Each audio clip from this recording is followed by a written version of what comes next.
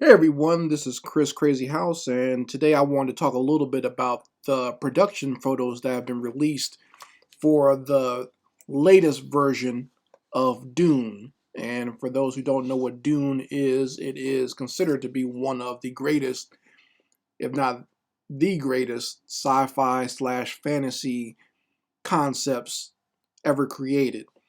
It's something that has it was written as a book at first, and there have been two versions of it so far done on film. There was one film made by David Lynch back in the 80s, and then there was a series made for the Sci-Fi Channel back during 2000, the year 2000.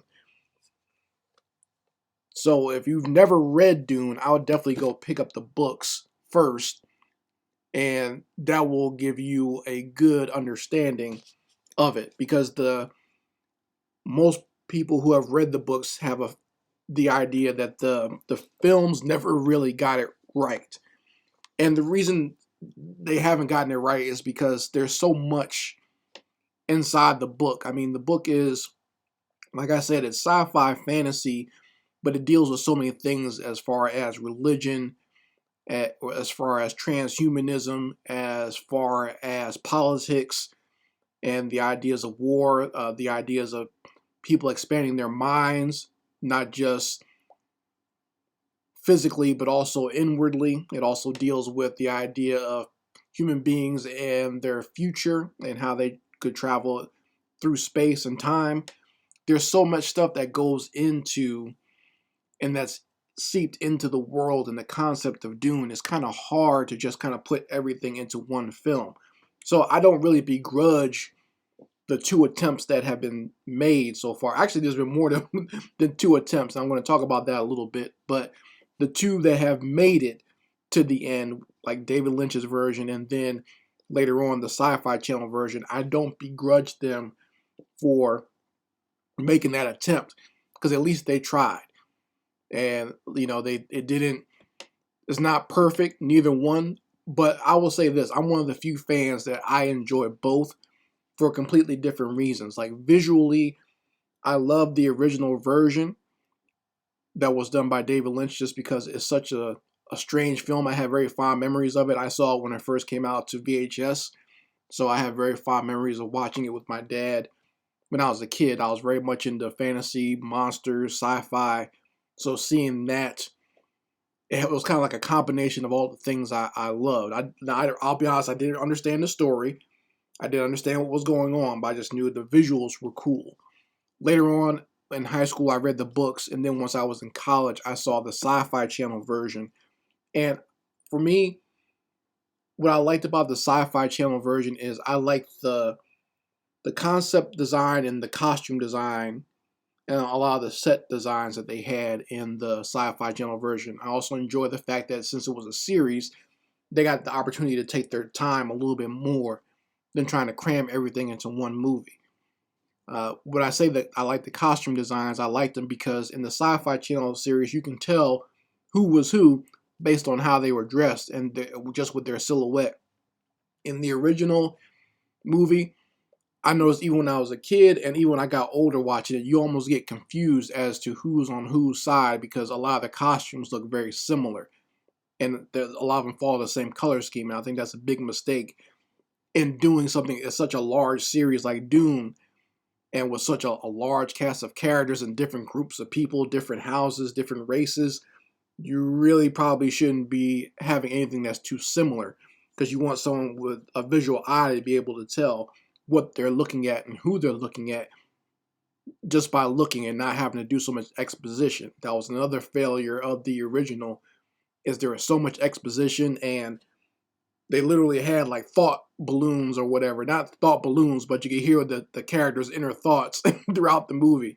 I think that too is like when you have to explain everything like that, that slows down the narrative of an actual film. In a book, you can do that. That's easy to do in a book because a person takes their time based on how they read. It's all based on the one that's reading it, how they do the pacing. But when you're doing a movie like that, the director and the editor are the ones who would make the decision as far as the pacing goes, and doing a lot of exposition can slow a film down. So I saw the new production photos and they look pretty good so far. Now, I will say that I'm not getting too hyped about it because, like I said, they're just production photos. And in production photos, all you're seeing is a still. You're not seeing anything moving. You're not hearing any of the characters talking. You're not seeing if there's going to be any added visual effects, because that's a big thing now as far as CGI and everything else. There could be some more things added to those costumes that they're wearing that we don't even know about, or things corrected with the color or whatever as far as the final editing goes of the film that we don't even know about yet, because all we're seeing is a still photo. But just from seeing the cast, it looks pretty cool. Now, the only thing we've seen so far, the only thing we've seen is House Atreides, and that those are the main characters. But there's, like I said, there's so much more with Dune that you kind of want to see more of the characters and more of the designs and what they got for us. So we've only seen House Atreides. We see Paul. We see his father. We see Gurney Halleck. We see Jason Momoa is playing Duncan Idaho. There is some photos of Zendaya. She's playing Cheney. And I think there's a production photo of the director, Denis, and him with the actor that's playing Stilgar. But like I said, even those are very small photos. And I think there's a photo of Paul and Jessica. I might actually use that one for the thumbnail of this video because I think that's actually a really good photo so far, that you can actually see everything in detail.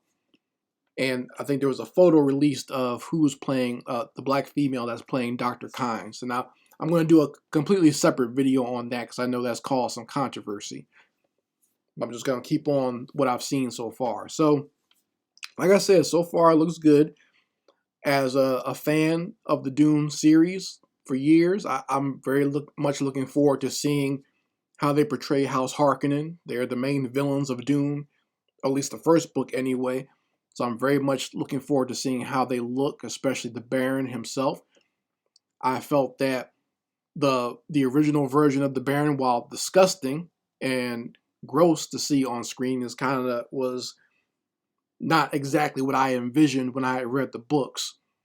And the Sci-Fi Channel version wasn't bad. I like the fact that he was very manipulative, and I think that's what the David Lynch version was missing, was the manipulation and the grand planning of the Baron, because he was very conniving, very intelligent, and very devious in the plans that he came up with.